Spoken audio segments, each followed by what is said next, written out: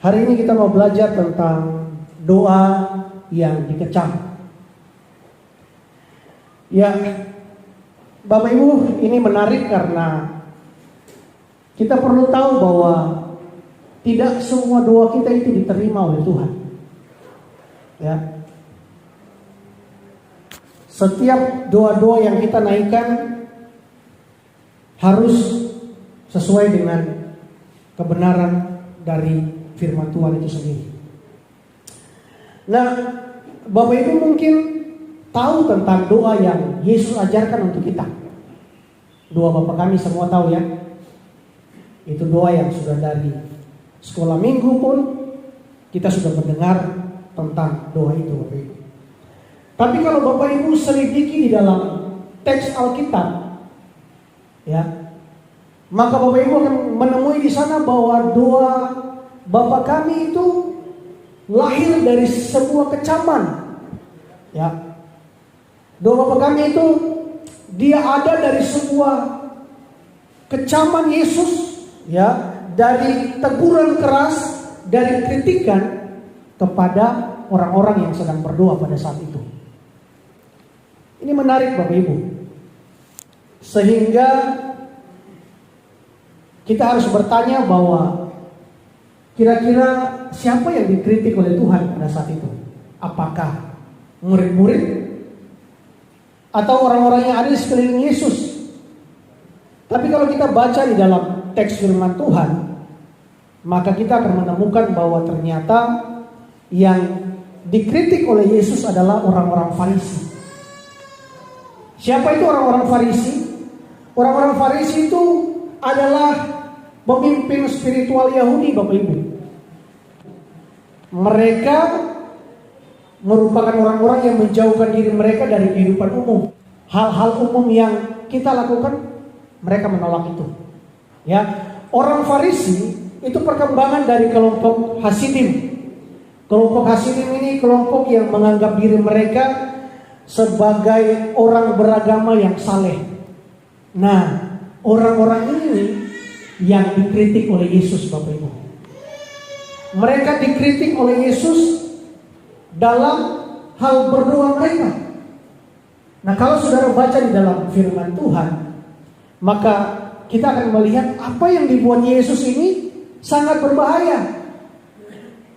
Kalau kita selidiki dalam firman, maka apa yang sudah dibuat oleh Yesus ini merupakan satu kecaman, ya. Ini merupakan satu penghakiman, Bapak Ibu. Kita akan bertanya, Tuhan Yesus ini berani betul. Karena kan kalau kita lihat tentang doa ini kan bicara tentang hubungan seseorang dengan Tuhan. Hubungan yang tersembunyi, hubungan yang sangat pribadi, saudara. Tapi Yesus berani untuk mengecam. Yesus berani untuk mengkritik dengan keras tentang doa-doa orang Farisi, Bapak Ibu. Sampai di sini kita bisa belajar begini, bahwa apa yang dilakukan Yesus itu menunjukkan bahwa Yesus punya otoritas untuk itu. Dia punya otoritas untuk menghakimi apa yang baik dan apa yang benar sesuai dengan otoritas dia sebagai Tuhan itu. Yesus berani untuk melakukan hal yang demikian karena Bapa sudah mempercayakan otoritas itu untuk Yesus. Bapa sudah memberikan seluruh penghakiman kepada Yesus karena Yesus berani menghakimi. Kalau Bapak Ibu dan saya tidak boleh menghakimi, apalagi dalam hal doa, Bapak Ibu. Kita menghakimi orang bahwa mereka itu berdoa begini begitu, jangan.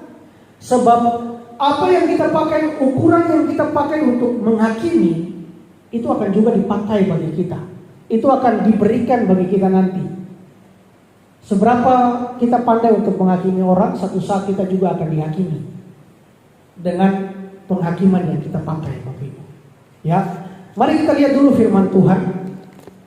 Firman Tuhan di dalam Matius 6 ayat yang ke-5 sampai ayat yang ke-8.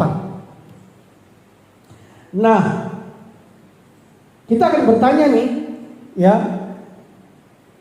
bentuk doa yang bagaimana yang dikritik oleh Tuhan Yesus.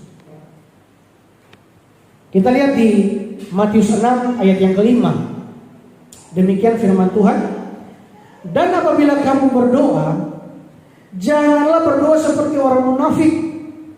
Mereka suka mengucapkan doanya dengan berdiri dalam rumah-rumah ibadat dan pada tikungan-tikungan jalan raya, supaya mereka dilihat orang. Aku berkata kepadamu, sesungguhnya mereka sudah mendapat upahnya. Jelas yang pertama, Tuhan kritik orang-orang Farisi tentang doa mereka. Ya, ini doa-doa orang yang munafik. Firman Tuhan bilang, doa-doa yang berdiri di tikungan-tikungan jalan. Lalu mereka berdiri di dalam bait-bait Allah, mereka berdiri di tikungan-tikungan jalan, lalu mereka mulai berdoa dengan kata-kata yang besar, saudara. Mereka ukir kata-kata mereka. Jadi Bapak Ibu lihat bahwa sebenarnya doa-doa mereka di tepi-tepi jalan itu bukan tertuju kepada Tuhan, tapi mereka ingin dinilai. Mereka ingin melihat bahwa orang-orang itu ingin melihat bahwa mereka ini orang-orang yang sangat rohani, orang-orang yang paling benar. Saudara bayangkan kalau hari itu Yesus tidak pernah hadir dalam dunia ini, maka semua orang akan mengikut pola itu, Bapak Ibu. Jadi kalau pelayanan Yesus itu kan dari kampung-kampung, dari desa, kota-kota kecil, kota-kota yang Yesus lalui itu, kota-kota yang bisa ditempuh dengan jalan kaki. Ya, jadi ada banyak sekali persimpangan-persimpangan. Jadi hal-hal ini hari-hari Yesus lihat dengan murid-murid. Yesus lihat orang-orang Farisi, mereka suka berdoa, tundukan-tundukan kepala di pinggir-pinggir jalan, lalu berdoa dengan suara yang lantang. Di muka umum mereka suka berdoa, sekali lagi supaya orang bisa menilai mereka. Wow, ini orang-orang yang rohani. Orang-orang bisa memuji mereka bahwa oh ini mereka ini orang-orang yang suka berdoa. Itu yang terjadi, Bapak Ibu. Sehingga kritikan yang tajam ini Yesus tujukan kepada mereka. Tadi saya bilang di awal, ini kritikan yang berbahaya bagi Yesus. Karena kalau sampai kritikan ini didengar oleh orang-orang Farisi, maka mereka akan mencari Yesus. Mereka bisa melempari Yesus dengan batu. Kalau kita baca di dalam Alkitab, Yesus punya begini-begini nih, orang Amun bilang. Yesus punya yang ekstrim yang begini-begini, buat dia dilempari, saudara. Buat orang mau hina dia, selalu kata-kata hujat itu datang kepada dia. Tapi hal begini harus Yesus potong lebih awal. Harus dibersihkan lebih awal. Karena apa? Karena bahaya untuk murid-murid akan lihat. Bahaya untuk orang-orang sekitar akan lihat, oh ternyata doanya model begini ya. Berdiri di pinggir-pinggir jalan, lalu serukan nama Tuhan dengan besar, Bapak Ibu. Kita mau belajar apa hari ini? Apakah hari-hari ini gereja Tuhan sedang melakukan pola yang sama? Saya pikir tidak, ya. Karena memang jarang untuk kita lihat orang-orang Kristen itu berdiri di pinggir-pinggir jalan begitu lalu berdoa begitu, tidak. Tapi Bapak Ibu lihat, ketika zaman ini mulai terus berkembang, iblis mulai pakai cara-cara Farisi ini masuk dalam gereja-gereja Tuhan, sehingga ketemu salah untuk menempatkan doa-doa yang benar itu. Memang betul tidak ada orang Kristen yang berdoa betul-betul di pinggir jalan. Tapi saudara lihat, setiap doa-doa yang kita doakan di media-media sosial itu sebenarnya toksin. Itu sebenarnya racun-racun yang iblis taruh dari budaya-budaya Farisi dulu untuk kita pakai di media-media sosial, Bapak.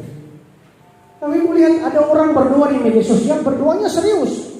Tuhan, besok beta kuana akan ujian, Tuhan memberkati, berikan dia hikmat. Semua didoakan, diketik lalu dibagikan, Bapak Ibu. Ada lagi yang doanya serius. Saya punya papa sakit, Tuhan jamah, Tuhan tolong, kami percaya Tuhan itu Allah yang masih bekerja sampai saat ini. Saudara, apa ini salah? Ini tidak salah, Bapak Ibu. Tidak salah kalau tujuan doa-doa yang saudara ketik, saudara kirim itu ditujukan kepada manusia. Kalau itu hanya untuk pamer, kalau itu hanya untuk supaya orang tahu keberadaan saudara, kalau doa-doa itu hanya saudara kirim supaya orang tahu keadaan kita, itu tidak masalah. Ya, itu biasa Bapak Ibu. Tapi kalau doa-doa itu saudara memang tujukan kepada Tuhan, lalu saudara ketik doa itu lalu saudara kirim di media sosial, maka saya kasih tahu buat saudara dengan keras bahwa itu doa-doa yang hambar. Itu bukan doa itu. Ya. Mari bertanya dengan diri sendiri, saudara bagikan doa-doa itu, apakah saudara bagikan kepada manusia, mau saudara manusia dengar, atau saudara mau bagikan kepada Tuhan yang Tuhan sendiri yang dengar? Itu harus menjadi pertanyaan. Sehingga kalau ada yang bilang itu bagi manusia saja, boleh, sah-sah saja, tidak ada yang salah dengan itu. Tapi kalau sudah bicara bahwa itu betul-betul keluar dari hati saudara, saudara mau ingin doakan buat Tuhan, jangan bagi di media sosial. Kenapa saudara? Saya kasih tahu, itu bukan tempat yang tepat untuk saudara menjumpai Tuhan. Media sosial bukan tempat yang tepat untuk saudara menjumpai Tuhan. Itu yang pertama. Semua hal sekarang dibikin lelucon. Ada video yang dari video Papua, dibikin ada satu supir, lalu cewek naik dengan rok yang pendek, lalu satu orang lagi naik di tengah cowok itu. Cowok itu naik di tengah-tengah mobil angkot ini Bapak Ibu. Lalu sang cowok itu pegang di cewek itu punya lutut. Ya toh? Langsung si cewek bilang begini, mati setuju ya 7. Pegang lagi, mati setuju ya 7. Pegang lagi, mati setuju ya 7. Dia bingung, ini orang tidak tahu ayatnya apa, lalu dia sudah turun. Lalu dia buka pintu itu Bapak Ibu, lalu dia mulai pulang lihat di Alkitab, Matius 7 ayat 7, mintalah maka akan diberikan kepadamu. Saudara, ini saya langsung bilang buat mereka, mending konten ini tidak usah dibagikan. Kenapa? Karena itu firman yang nilainya itu seperti emas, tapi buat orang-orang yang tidak tahu kebenaran dijadikan sampah Bapak Ibu. Ya, firman dijadikan ejekan, padahal firman itu bagi orang-orang yang sungguh-sungguh menantikan Tuhan, sungguh-sungguh mau mendatang melihat mujizat terjadi. Mereka percaya, mintalah maka akan diberikan kepadamu, carilah maka kamu akan mendapat, ketoklah maka pintu akan dibukakan kepadamu. Hari-hari ini orang yang lagi ada dalam persoalan berat, mereka memperkatakan firman Tuhan itu saudara. Tapi hari-hari ini juga karena media sosial sudah menjamur, maka itu dijadikan lelucon. Lah kan kok bercanda firman Tuhan dijadikan ya candaan Bapak Ibu yang terkasih. Jadi ingat baik bahwa jemaat pulang dari tempat ini, jangan lagi sebarkan ketemu punya doa-doa di media sosial. Ya, jangan. Sebab kalau itu ditujukan kepada Tuhan saudara, maka itu bukan tempat yang tepat untuk saudara datang kepada Tuhan. Itu bukan tempat yang tepat. Ya, itu bukan tempat yang tepat untuk saudara mengekspresikan kasih Tuhan dan memohon uluran tangan Tuhan saudara. Apa yang kita bagikan di media sosial itu tentang doa-doa kita, itu menunjukkan tindakan yang tidak terpuji saudara, tindakan di mana kita tidak menghormati Tuhan. Itu betul. Kita tidak menghormati Tuhan. Manusia saja, perhatikan, kalau katong di tag saja, kalau ada katong foto katong saya setuju, pasti katong kadang ngomel toh. Hei usini tag katong saya bilang lagi. Orang kadang marah Bapak Ibu. Apalagi Tuhan yang kudus dan namanya yang begitu suci, yang dia begitu mulia. Ya, jangan sembarangan untuk bagikan firman-firman Tuhan sembarangan, bukan firman Tuhan, doa-doa kita sembarangan saudara. Karena itu sekali lagi bagi saya itu doa yang sangat hambar saudara. Saya belajar satu hal bahwa sekarang ini manusia, ketemu semua ini kadang sudah dianggap gila. Betul. Kenapa ketemu dianggap gila? Karena Bapak Ibu lihat, hampir setiap satu ketemu punya dunia ini sudah ada, tidak ada lagi dunia nyata. Coba perhatikan ketemu punya hari-hari kehidupan dari pagi mulai sampai malam. Hari-hari ketemu itu cuma di dunia maya Bapak Ibu. Iya kan? dunia maya, dan menurut peneliti ketahui sebenarnya semua gila. Cuman karena semua dilakukan secara bersama-sama, secara umum, tapi nampaknya tidak gila. Puji Tuhan, sudah 2 minggu ini saya sudah tidak lagi lihat Facebook, saudara. Karena saudara mau lihat, Facebook itu mengerikan. Karena apa, saudara? Satu hari saudara bisa pikiran-pikiran yang menyerang pikiran kita itu bisa 8.000 pikiran yang masuk menyerang pikiran kita, saudara. Kalau saudara sedang terganggu dengan hal-hal yang membuat saudara cemas, ya, tidak lagi berpikir positif, saya anjurkan untuk berhenti lihat Facebook.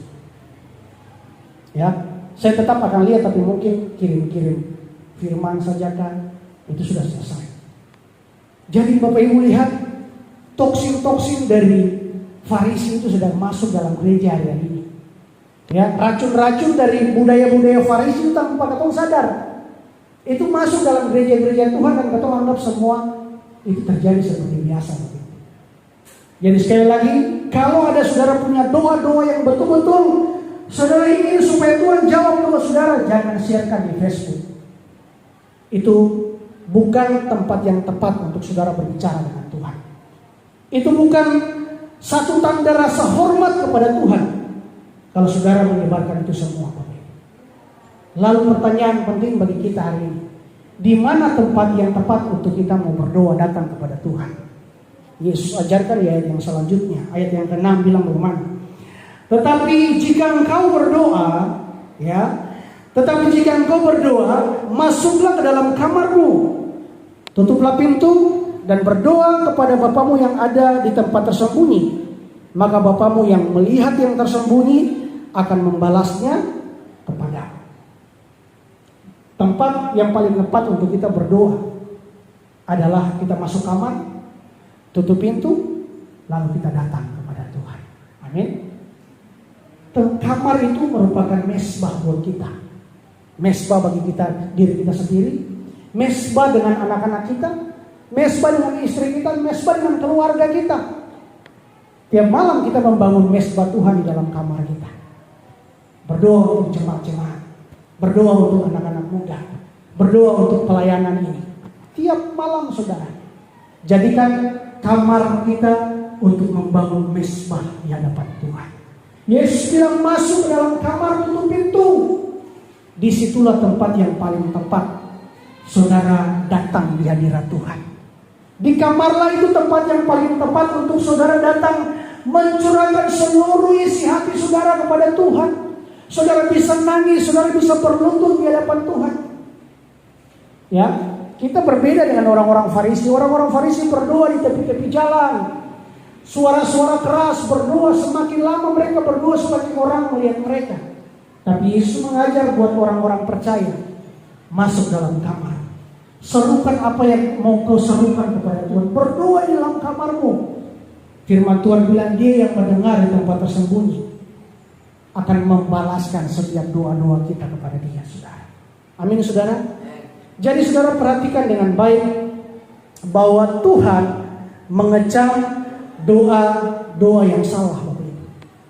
Doa yang tepat ketika kita masuk di dalam kamar, tutup pintu, lalu kita datang berseru kepada Tuhan, mencurahkan seluruh isi hati kita, maka Tuhan akan mendengar setiap doa-doa kita. Itu yang pertama, Bapak Ibu. Ya, yang pertama kita harus berdoa di tempat yang tepat.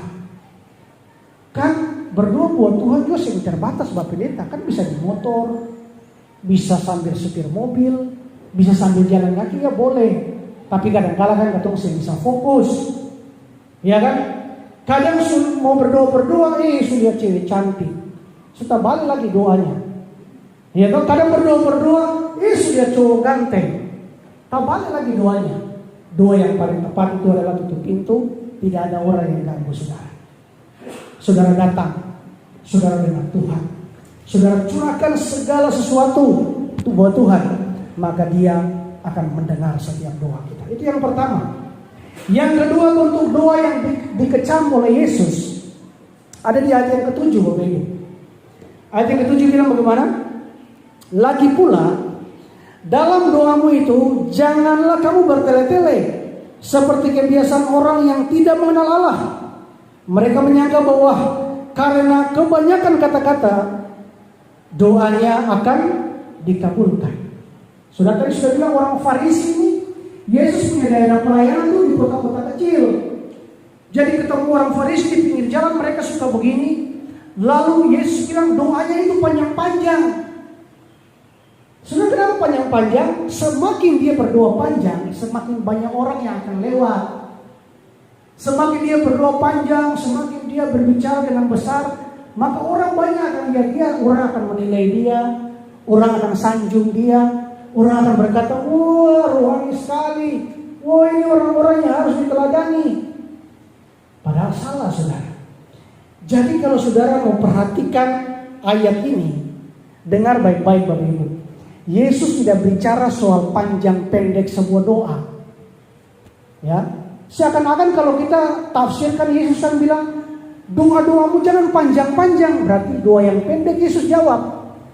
Doa yang panjang Yesus tidak jawab. Bukan itu, saudara. Kalau ketemu tafsir kayak begitu, firman Tuhan bilang begini, Yesus tuh berdoa semalam-malaman loh. Semalam-malaman tuh Yesus berdoa kepada Bapa. Ya, semalam-malaman Yesus menyendiri dan berdoa kepada Bapa. Lama itu dari malam sampai pagi. Jadi intinya dari sini bahwa Yesus sudah berbicara soal panjang pendeknya doa.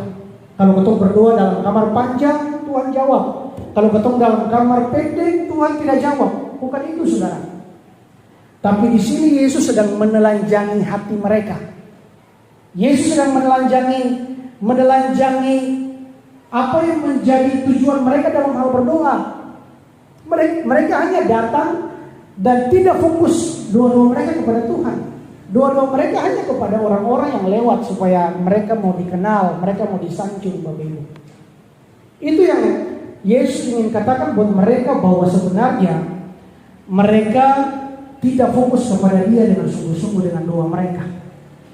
Karena itu Bapak Ibu yang terkasih, apa yang mau kita pelajari hari ini, bahwa sebenarnya kita tidak perlu untuk menunjukkan kepada orang-orang di luar sana bahwa kita ini orang-orang yang suka berdoa.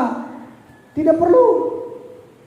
Tidak perlu menunjukkan bahwa kita ini orang-orang yang rohani, yang suka berdoa, yang suka datang di hadirat Tuhan. Tidak perlu seperti mereka, Bapak Ibu. Yesus sedang berbicara tentang motivasi yang benar. Ketika kita punya motivasi yang benar untuk datang kepada Dia, ya, meskipun doa Anda pendek, doa saudara dan saya tidak seindah orang lain, saudara tidak cakap untuk berkata-kata sekalipun, bahkan sekalipun saudara datang kepada Dia dan saudara hanya meneteskan air mata saja, Tuhan tahu apa yang menjadi kebutuhan kita, saudara. Satu tetes air mata saja Tuhan bisa tahu bahwa itu kita perlu apa. Satu tetes air mata saja Tuhan bisa tahu bahwa kita ini sedang dalam keadaan apa. Tuhan tahu, Bapak Ibu. Ya, karena itu Bapak Ibu yang terkasih dalam Tuhan, kita tidak perlu malu untuk datang kepada Tuhan bilang bahwa saya tidak pandai berkata-kata lah, saya tidak bisa pandai untuk berbicara kepada Tuhan lah. Datang saja dengan motivasi yang benar di hadapan Tuhan. Tuhan tahu setiap kebutuhan kita. Datang saja dengan motivasi yang benar di hadapan Tuhan, maka Tuhan akan menjawab, ya, setiap doa-doa yang kita panjatkan kepada Tuhan, saudara. Karena itu saya mau kasih tahu bahwa tidak perlu untuk kita menjadi orang-orang Kristen yang ingin supaya orang tahu kita orang yang suka berdoa.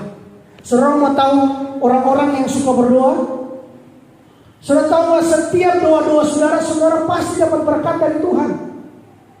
Karena kadang-kadang kita salah dalam melihat sebuah jawaban doa. Ini kita salah banyak. Sehingga banyak orang yang kecewa kepada Tuhan. Fokus orang percaya itu cuma berdoa, lalu Tuhan jawab doa kita. Bukan itu, Bapak Ibu. Bapak Ibu tahu bahwa setiap doa yang Bapak Ibu naikkan, Tuhan jawab. Tuhan jawab doa kita. Yang pertama, kalau saudara mau melihat orang-orang yang suka berdoa, mereka akan menjadi pribadi yang sabar. Benar, saudara. Saudara coba Sedikit saudara ambil waktu sejenak, banyak-banyaklah saudara datang dan bersekutu dengan Tuhan. Saudara akan jadi pribadi-pribadi yang sabar. Orang-orang yang suka berdoa, mereka paling menghargai sebuah proses bersama dengan Tuhan. Proses itu indah saudara. Dalam proses itu akan ada banyak kesaksian. Dalam proses itu akan kita banyak sekali mengenal jalan-jalan Tuhan dan cara-cara Tuhan. Tapi orang Kristen hari-hari ini lebih cepat untuk melihat hasil. Ya, orang Kristen kadang terlalu banyak tertuju untuk melihat Tuhan harus jawab, Tuhan harus jawab. Tapi orang-orang yang sabar, mereka sangat menghormati sebuah proses, Bapak Ibu. Bukan langkah cepat yang kita cari, saudara. Biarpun lambat, tapi ada banyak hal yang kita jalani bersama dengan Tuhan. Itu yang memberikan kita kekuatan. Itu yang memberikan iman buat kita. Sehingga kesaksian-kesaksian iman itu tidak perlu lagi kita dengar dari orang. Kita sendiri yang mengalami Tuhan. Oh, Tuhan maunya seperti ini. Saudara, dalam Tuhan tuh paling banyak Tuhan tuh tidak ada kata instan kalau kita mau ikut Tuhan. Sehingga ada kata instan kalau kita mau ikut Tuhan. Ya, dunia dan prakteknya mungkin perlu dengan cepat. Tapi ketika itu berjalan bersama Tuhan, kadang Tuhan inginkan sebuah proses seperti itu. Ya, orang-orang yang suka berdoa tuh mereka akan menjadi pribadi yang sabar. Mereka tahu tentang Tuhannya.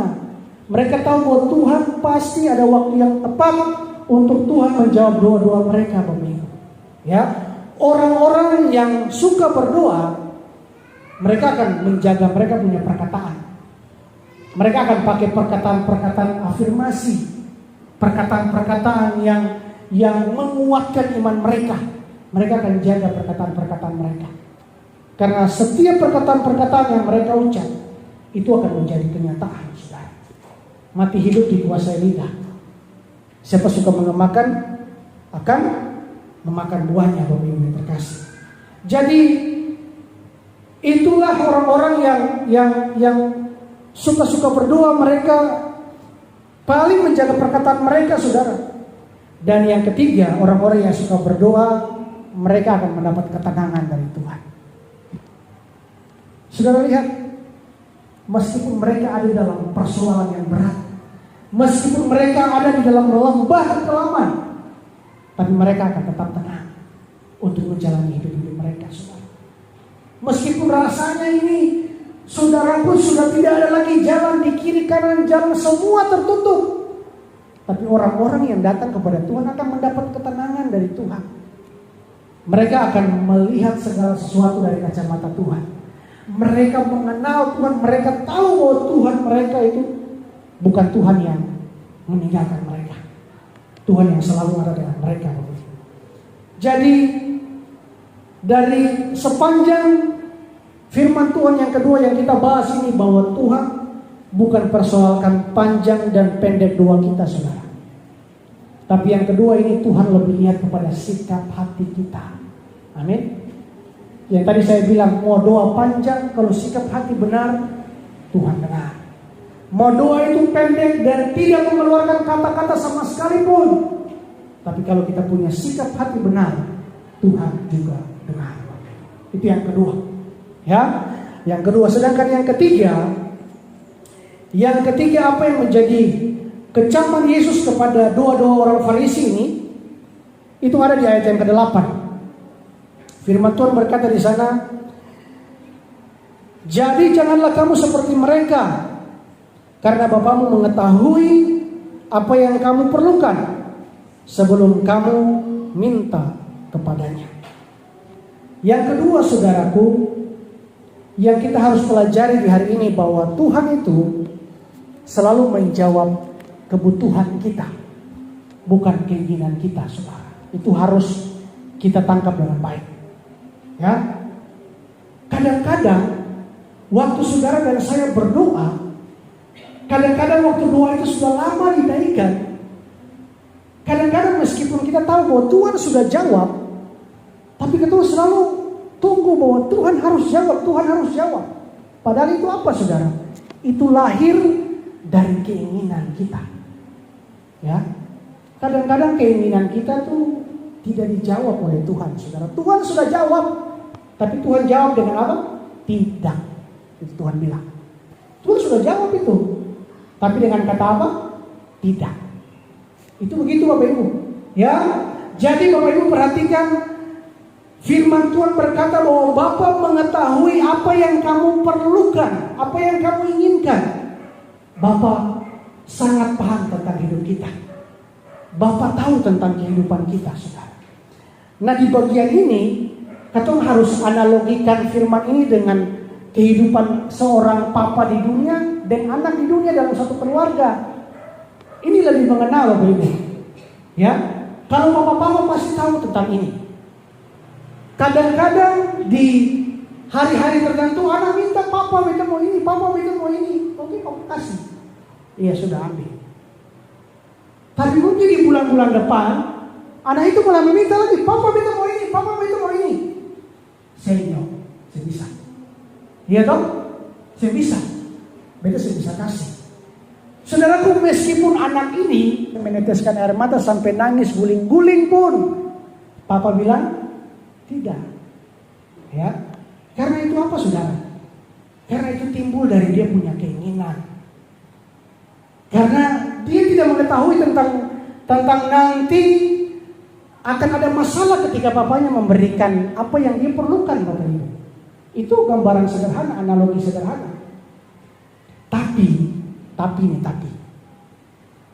Tapi kalau anak itu punya sepatu sekolah sudah terbuka begini kayak bulu buaya, anak itu sih perlu bilang lain. Betul sih? Dia sih perlu bilang lagi. Dia pulang dari sekolah, papanya sudah lihat uang anak, dia punya anak ganti, muka sepatu tarangka kayak bulu buaya. Nyong pun nomor sepatu berapa? Mari kata Dopi beli sepatu. Betul Bapak Ibu? Papa dan mama tuh, orang tua tuh paling tahu hal ini, saudara.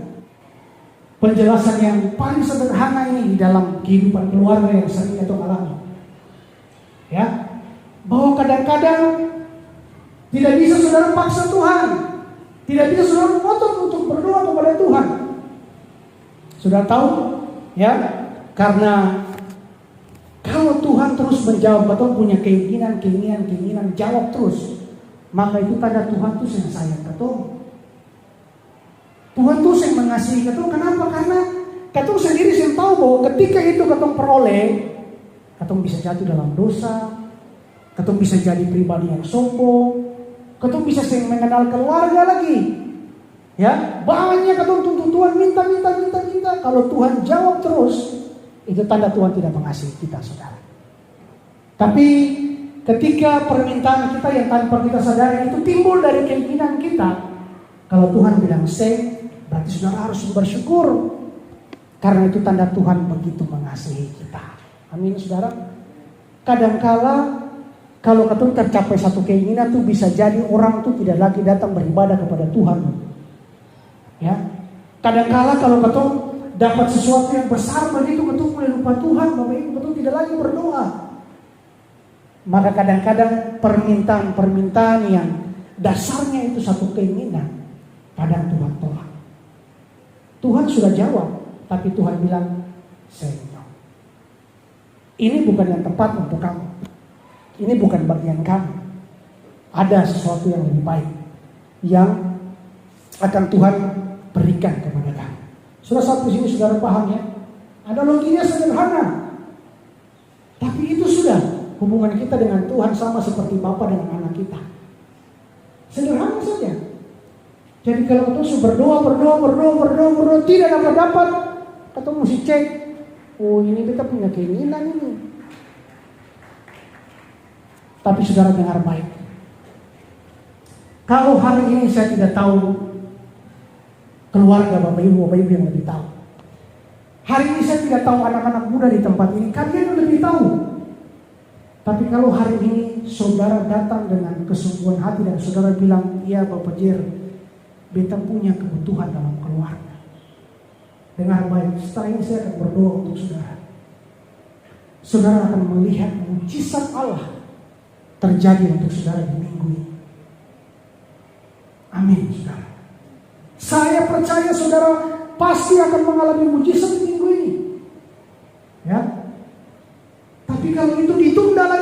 lagi, maka itu bukan kebutuhan yang urgent buat kita.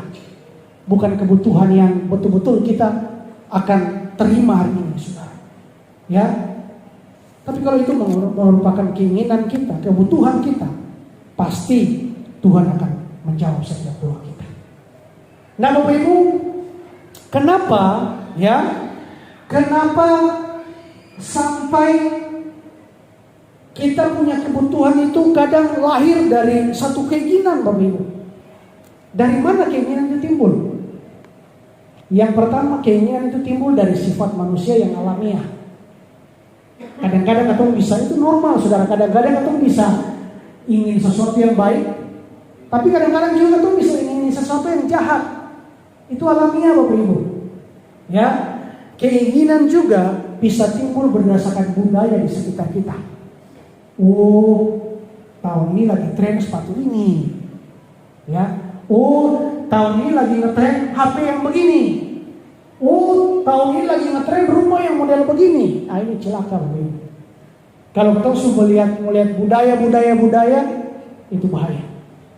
Dan yang ketiga, yang tanpa kita sadari, yang kadang keinginan itu meledak-ledak dalam hati kita, itu timbul karena satu kata ini, Bapak Ibu. Karena gengsi. Saudara, kalau gengsi dalam bahasa Indonesia itu, gengsi itu juga harga diri. Itu baik sebenarnya. Tapi kalau saudara perhatikan dalam prakteknya, gengsi dan harga diri itu jauh punya cara lihat praktek yang sangat berbeda, Bapak. Gengsi dan harga diri berbeda. Ya, kalau harga diri itu bicara kesadaran. Ya, harga diri itu berdasarkan kesadaran. Karena saya, contoh begini, karena saya sudah tua, saya sudah tidak mampu lagi bekerja keras, tapi ada anak-anak. Supaya saya tidak pergi meminta-minta menyusahkan orang lain, saya memilih berjual di pasar, jual tisu kah, jual pisang goreng di rumah kah, ya, jual kasbi goreng di rumah kah. Jadi harga diri itu berdasarkan kesadaran, Bapak Ibu. Tapi kalau gengsi itu berdasarkan pengakuan. Wah, orang kalau sudah mau diakui itu berbahaya, Bapak Ibu. Ya. Sehingga karena dia memang dasarnya dia mau diakui, dia berusaha tutup, dia punya identitas yang orang tidak boleh tahu. Meskipun dia sebenarnya kurang dalam finansial. Itu begitu, Bapak Ibu. Lalu dia akan bercoba untuk menggunakan segala cara supaya orang bisa lihat dia bahwa dia ini orang yang hebat. Dia ini orang yang sukses, ya. Dia ini orang yang betul-betul harus dihormati, saudara. Padahal bukan keadaan dia seperti itu. Itu gengsi, Bapak Ibu. Yang kedua itu, kalau bicara harga diri itu berdasarkan kejujuran. Ya, contohnya bagaimana? Ada anak muda, setiap kali dia jemput dia punya cewek, dia selalu pakai motor tua. Saya nggak apa-apa. Dia bangga dengan keadaan dia begitu menikmati hidup, dan dia selalu bersyukur dengan dia punya keadaan, dia jujur dengan keadaan dia. Tetapi kalau sudah bicara tentang gengsi itu berdasarkan kebohongan, Bapak Ibu. Dia akan selalu berbohong, menutup diri. Dia selalu menunjukkan bahwa dia ini anak orang kaya. Dia akan selalu menunjukkan diri bahwa dia itu selalu pergi berlibur di luar negeri. Jemput pacar juga tidak main-main, saudara. Dia bawa mobil kalau jemput pacar. Tapi kalau datang lihat STNK, oh, orang punya. Ternyata diselidiki, oh, mobil rental. Ya, itu saudaraku, itu harga diri dan gengsi itu begitu. Harga diri itu bicara kejujuran, gengsi itu bicara kebohongan. Dia selalu memutar-mutar supaya orang tahu dia itu anak orang kaya. Padahal statusnya bukan itu, saudara. Dia orang yang biasa saja. Ya, kalau harga diri itu berdasarkan kerja keras. Beta lihat beta punya keluarga seperti ini, beta tidak mau beta punya keluarga kayak begini. Beta akan kerja keras, kerja lagi, belajar lagi, berdoa lagi, sampai dia akan melihat hasil yang berbeda. Dia akan melihat sesuatu terjadi, dia akan melihat hasil yang maksimal, lalu dia bisa memberkati dia punya keluarga. Itu harga diri, saudara. Tapi kalau gengsi, saudara, gengsi itu selalu bicara tentang hutang, bicara tentang cicil, bicara tentang banyak hal. Kalau Pak Rudi sering bilang besar pasak daripada tiang. Artinya bahwa keuangan kita cuma begini nih, cuma 7 tapi kita paksa untuk beli yang 20. Ini patah di tengah nanti Bapak Ibu. Ya. Yang tadinya itu katong hanya bisa belanja hanya 5 saja, tapi dia paksa untuk beli 70 Bapak Ibu. Ini besar pasak daripada tiang. Ini gengsi Bapak Ibu. Ya, itu berbeda. Jadi kalau saudara sudah dengar tentang gengsi, kalau katong sudah bicara, katong punya keinginan, kalau katong sudah bicara gengsi itu, maka kadang-kadang dalam doa itu katong paksa Tuhan. Katong ukir kata-kata kita, katong bilang Tuhan harus jawab doa, Tuhan harus jawab beta punya doa. Padahal katong saya tahu bahwa ini sebenarnya ini doa pemaksaan kepada Tuhan. Padahal Tuhan segoyang kepala seng. Kalau soal gengsi dan kalau kita sudah bicara soal keinginan kita, mari jujur katong kadang paksa Tuhan Bapak Ibu. Untuk katong meminta supaya Tuhan harus jawab. Tapi kadang-kadang mari katong jujur. Kadang kalau sudah soal gengsi, sudah soal keinginan, katong paksa Tuhan untuk jawab doa kita. Tapi saudaraku, saya mau kasih tahu untuk katong, tadi saya bilang bahwa kalau hari ini saudara datang di hadapan Tuhan dan itu benar-benar kebutuhan saudara,